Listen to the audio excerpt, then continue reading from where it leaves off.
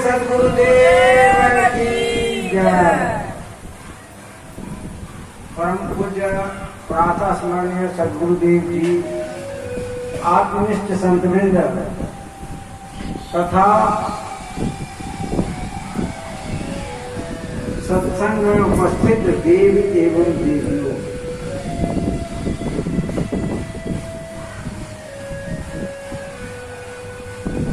मानव जीवन के दो मांगे हैं। वह दो मांग क्या है? पहली मांग जो है वह है शांति। पहली मांग, सब चाहता है कि हम शांति से रहें, सुख से रहें, समृद्धि से रहें। ये पहली मांग है। दूसरी मांग है कि हम स्वस्थ रहें, या नहीं तो ऐसा भी हम कह सकते हैं, पहली मांग है कि हम स्वस्थ रहें। पहली मांग मनुष्य का स्वस्थता है, कि हम स्वस्थ रहें। और दूसरी मांग कि हम शांति को प्राप्त। ये सभी मानव की मांग है, एक आदमी का मांग नहीं है।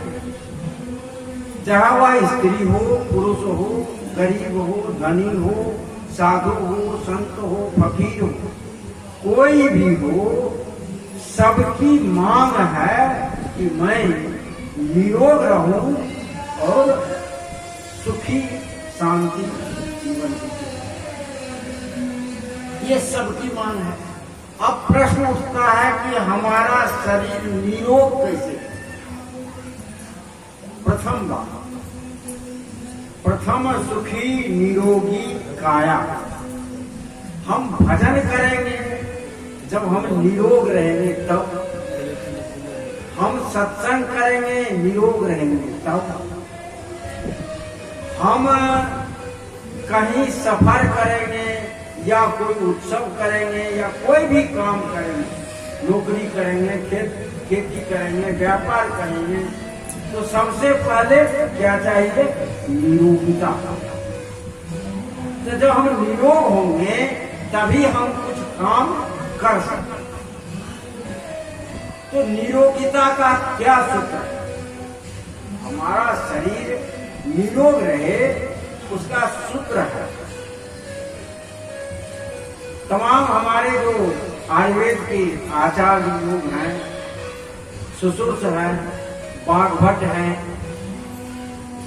हम तमाम ऋषि हुए हैं जो सूत्र दिए। हम निरोग कैसे? तो निरोग रहने के लिए सबसे पहले जैसे खान पान, ये खान शब्द है और पान शब्द है,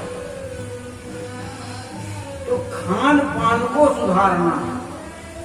माने दैनिक जो दिनचर्या है उसको भी सुधारना उसी के अंदर आएगा। जब तक हम अपने दैनिक दिनचर्या को सुधारेंगे नहीं, खान पान को ठीक नहीं करेंगे, तो हमारे शरीर में अनेक विजातीय तत्व आकर के जमा हो जाता है, जिसके कारण हमारे शरीर में अनेक रोग लग जाता है। आज ब्लड प्रेशर आम रोग हो गया, चीनी आम रोग हो गया, गैस आम रोग हो गया, बवासीर आम रोग हो गया। ये तमाम कुछ रोग हैं। हर एक आदमी के देखिए, या तो कमर में दर्द रहेगा, घुटने में दर्द रहेगा, या घुटना कमर दर्द नहीं रहेगा तो खांसी रहेगी, कुछ न कुछ रहता है। क्यों? क्योंकि हमारा खान पान बिगाड़। अभक्ष्य पदार्थ आयुर्वेद में निषेध है, जैसे मांस, मछली वगैरह जो अभक्ष्य है वह निषेध है, वह भोज्य नहीं है, वह मनुष्य का भोजन नहीं है। मनुष्य का भोजन सात्विक, संतुलित और शुद्ध आहार है।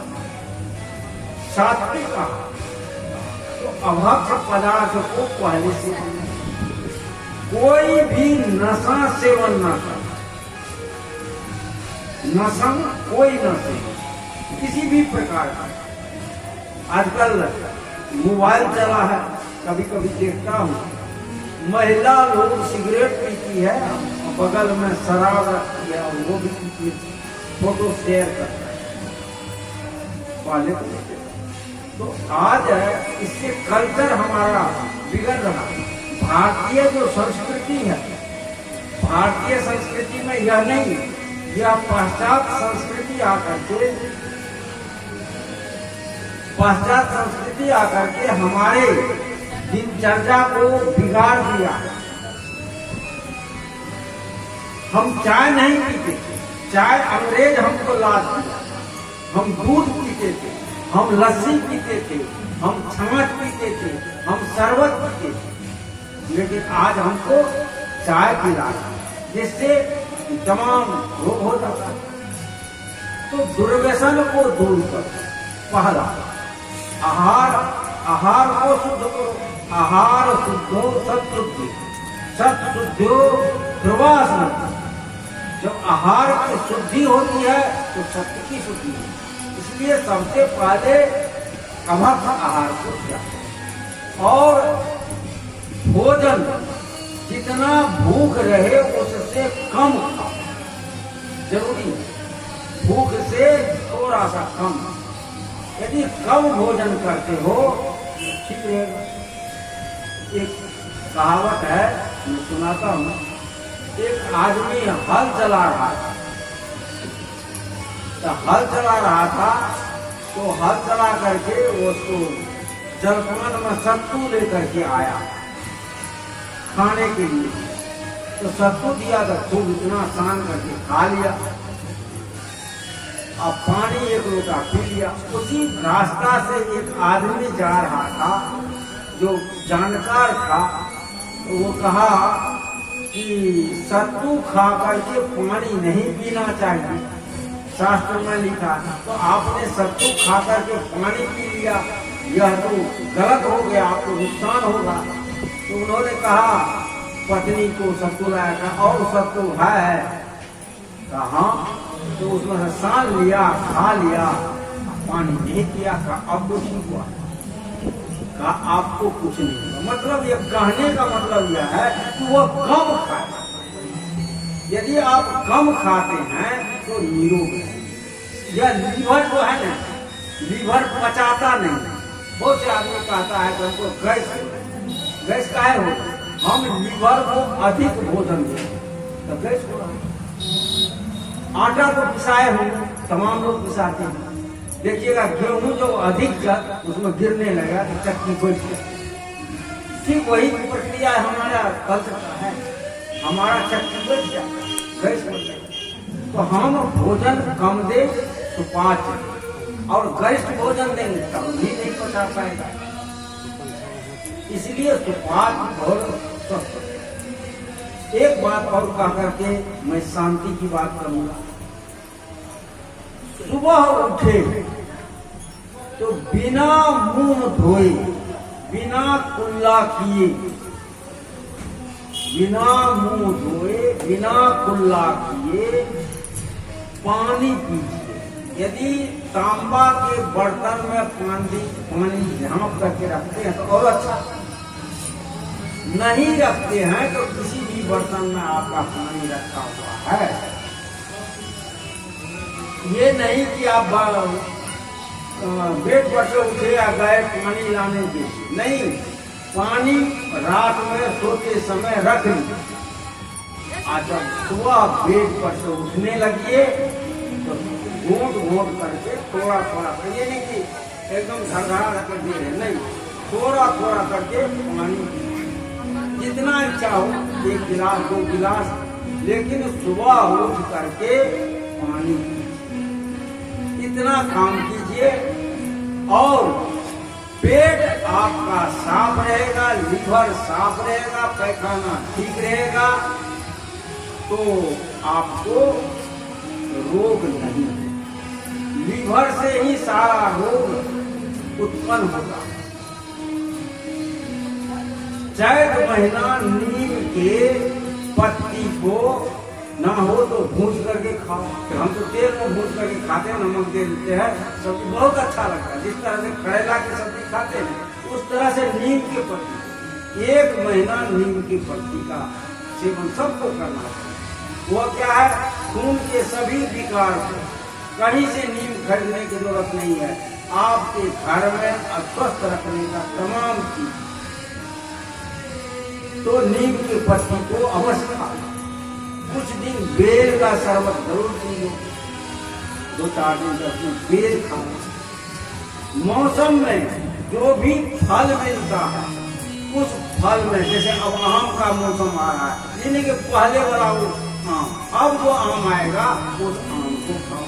समय से अंगूर खाओ, केला खाओ, हर एक फल को खाओ।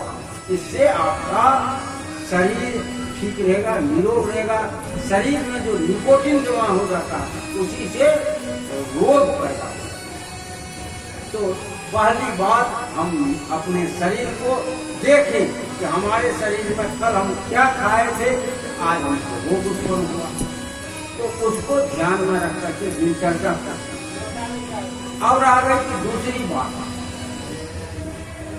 दूसरी बात यह है कि हमें सुख और शांति, हमारे जीवन में सुख और शांति कैसे आए।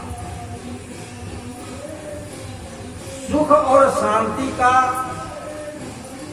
2 मंत्र है। पहला मंत्र यह है